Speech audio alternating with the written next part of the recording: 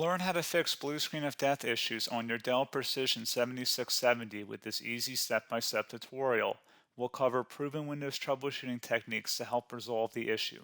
So whether you're performing updates, you're getting an IRQR not less or equal message, K-mode exception not handled, kernel data in-page error, a lot of errors pertain to this problem, and we're going to go ahead and jump into what should hopefully be a pretty straightforward process, guys, and we're going to go ahead and jump right into it. So first thing I'd recommend doing would be to actually go ahead and boot to the troubleshooting utility on Windows 11. So if you do a hard power off 3 times in a row, Windows should automatically attempt to launch the starter prepare utility. And if it doesn't find anything, it will give you the option to select advanced settings, in which case it will take you to a screen that looks like this. Now, if it does not take you to a screen that looks like this, or you're unable to get to that, you can also download the Windows 10 Media Creation Utility, or Windows 11. They probably will make a creation utility for Windows 11 at some point. And it doesn't really matter, you can actually run the Windows 10 utility on Windows 11 as far as I'm aware. And you should be able to run the troubleshooting utilities built in within it. So you just would go ahead and download it to an ISO file and then burn it to a DVD or USB. It'd have to be about 4 gigabytes or more. It couldn't be a small USB flash drive, and it couldn't be a CD. It'd have to be a DVD. And then you'd boot your computer from it.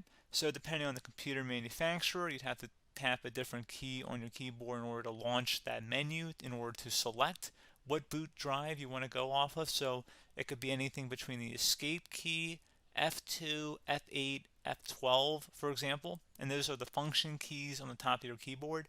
So you may have to just do a little bit of trial and error. Shouldn't take you more than a couple minutes. Googling it would probably be best before you even begin. But anyway, we're ready to go ahead and jump right into it. So we're on the choose an option page. So these will look very similar whether you're booting from it directly within Windows itself, or if you're plugged in a USB flash drive with the media creation utility installed and you selected the recovery option. So when you are setting up your Windows 11 installation or Windows 10, depending on the drive you're using, there should be an option to repair your computer in the bottom left corner of the dialog window, one of the first screens that comes up. You go ahead and select that, and then it would take you to a troubleshooting screen like you see here. And you want to go ahead and select troubleshoot, reset your PC, or see advanced options. And then there are going to be a whole bunch of options in here that we're going to explore in today's video. The first one, we're going to actually go underneath advanced options and then select startup prepare, fix problems that keep Windows from loading. So go ahead and select that first.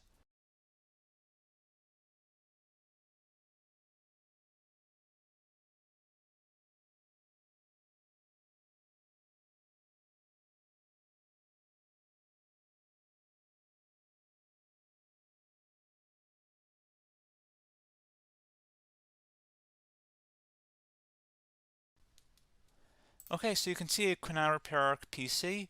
That was our first option we could try.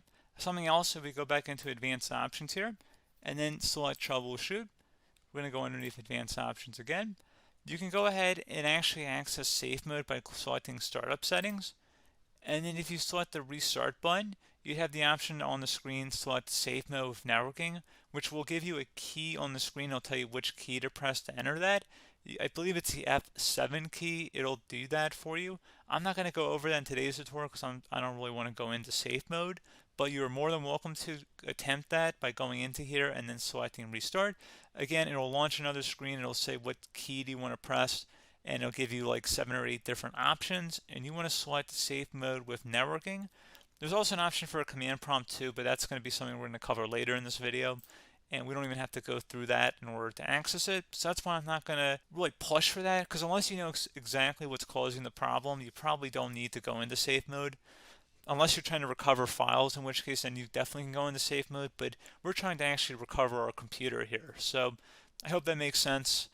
Something else we can also try here as well would be to uninstall updates, remove recently installed quality or feature updates from Windows. So if you go ahead and select that, you can uninstall the latest quality updates, which generally is the more day-to-day updates. Feature updates are the less regularly released ones, like the big ones. I would equate it to service packs in like Windows 7 and Windows Vista and Windows XP. So larger updates that occur once or twice a year at most. And the quality updates are more just a regular update. So probably obviously depend. It'll take longer if you're going to try and uninstall the latest feature update versus quality update, and maybe you don't need to go back that far. So just giving you guys a couple of pointers with that. Something else you can also look at here, and we're going to jump into the command prompt in a little bit, but you can select System Restore, which will use a restore point recorded on your PC to restore Windows. And this is something I would highly recommend here, guys. So select Next. Assuming you have a restore point saved on your computer, you go ahead and select the most recently created one, and you'll select Next, and then you'll select the drive. You shouldn't actually have to select the drive. You can scan for affected programs, but we're going to keep it all default here, and then we're going to select Finish. So once started, System Restore cannot be interrupted. Do you want to continue? I think we're going to select yes. I don't think we have anything better to do on our computer right now, so just give it a moment here to initialize. It will take a couple minutes to run, obviously depending on how large your hard drive is and how much is saved on the System Restore point. So just give it a couple minutes here.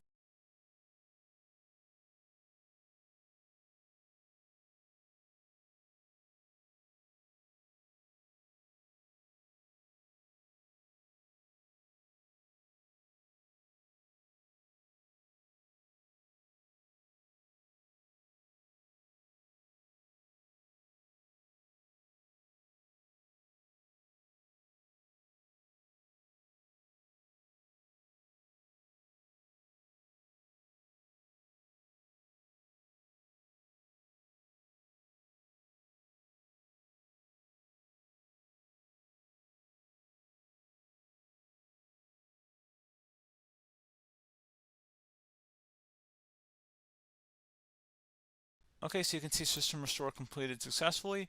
The system has been restored. Your documents have not been affected. Click the Restart button to restart your computer. Go ahead and select Restart.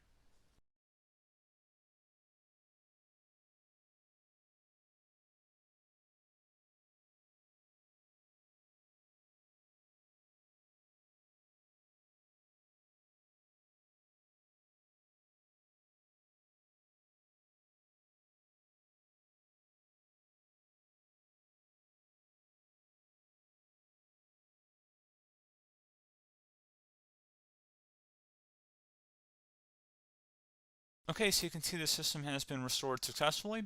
We're going to go over a couple different methods in addition to that if that did not work. So I'm just going to pause the video and we're going to start back on the recovery screen that we started with.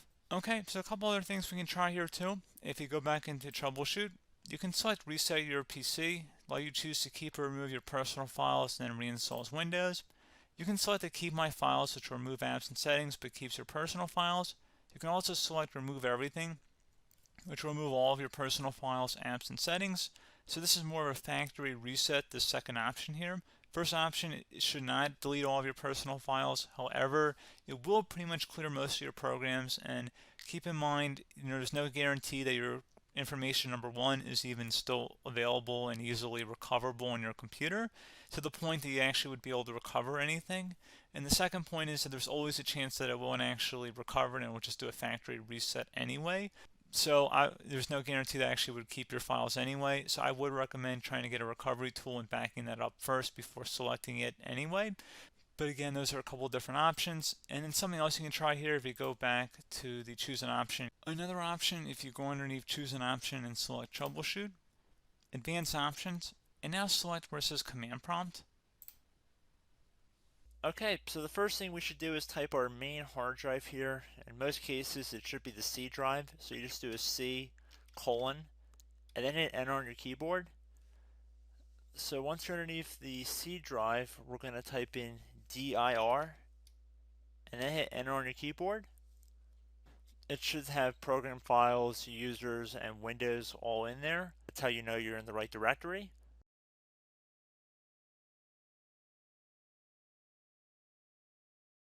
In some cases, it might be the D drive as well, so just keep that in mind.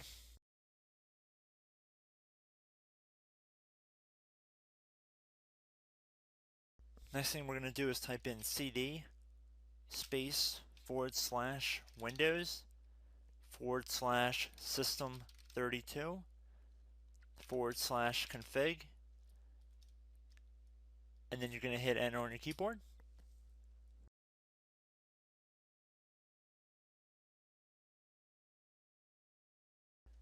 So now you're going to type MD space backup.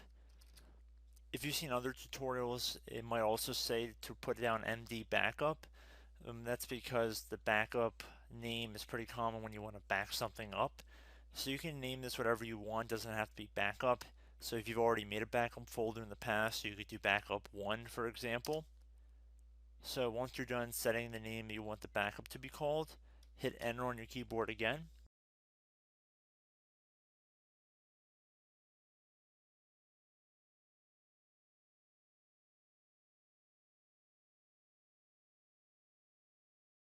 At this point you want to type copy, C-O-P-Y, space, then you want to do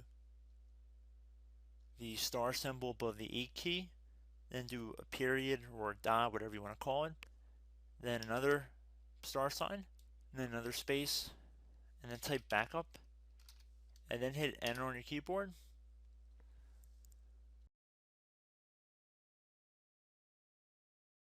Now you want to type CD reg back, R-E-G-B-A-C-K, and then hit enter on your keyboard. So now that we are under the reg back, so now you want to type dir again, and then hit enter.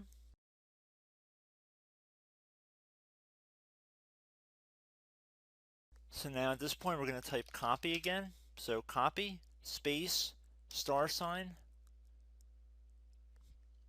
dot, another star sign, space, and then 2 dots. So we're going to type copy, space, star sign, dot, sign, star sign, dot, dot, and then hit enter on your keyboard again. So for overwrite, you want to overwrite all. So type A on your keyboard, so capital A, and then hit enter on your keyboard.